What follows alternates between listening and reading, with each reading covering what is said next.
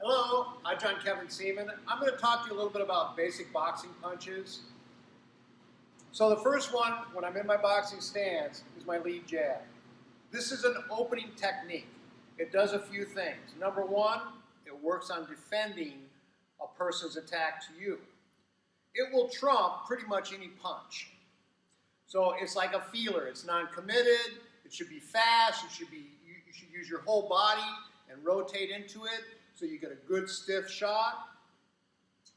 The next one is a rear cross.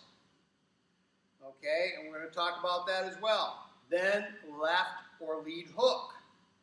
We have lead body hook also, which we'll cover in the future. We also have the uppercut on either side. Anytime you're inside on the uppercut, you have to maintain a strong distance and a strong approach and make sure that you have a good guard because you are in hook and elbow range as well as knee range there, okay, and clinch range. So you have to make sure that you maintain all of your defense. Very, very important, but I'm going to go over that. So the first one is a basic jab. The way I like to do the jab is I have my hand facing you, palm down, in a slight angle, chin down, shoulder in position, directly in behind the fist. And what I'm going to do is as I turn, I'm going to throw that jab straight down the pipe.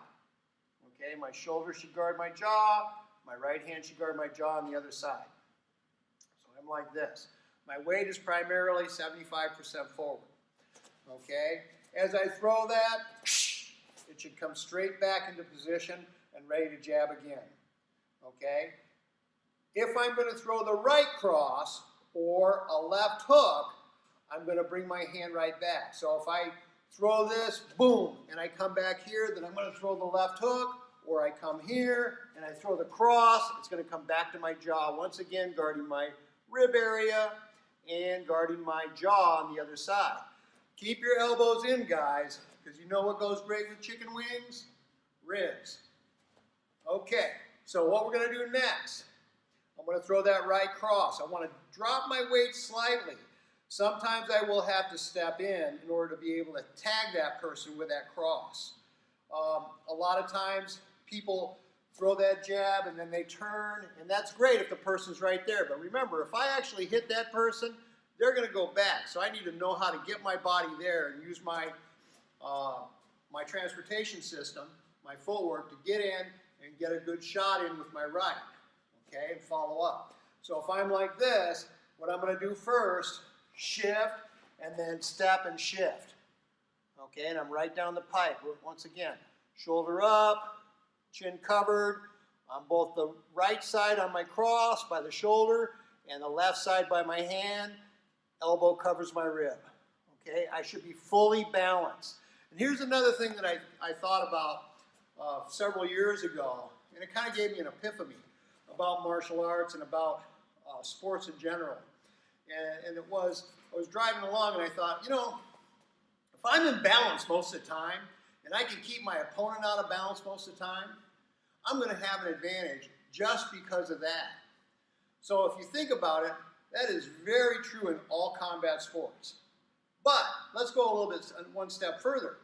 It's also true in all sports. So if you're playing basketball and you can get the person guarding you out of balance, you can drive past them. In football, the same thing. In soccer, in tennis. So it's pretty much an athletic principle. So we want to always be in balance at all times, and we want our opponent out of balance as much as possible. Now, from the side, throwing that jab, I'm going to shift my weight. I always breathe out as I punch. So I'm here, I breathe out, I breathe out. Bring my elbow straight back and my hand right back to my head, and then I'm going to shift my weight, put my heel down, boom, and hit here, and then come right back into position. Okay?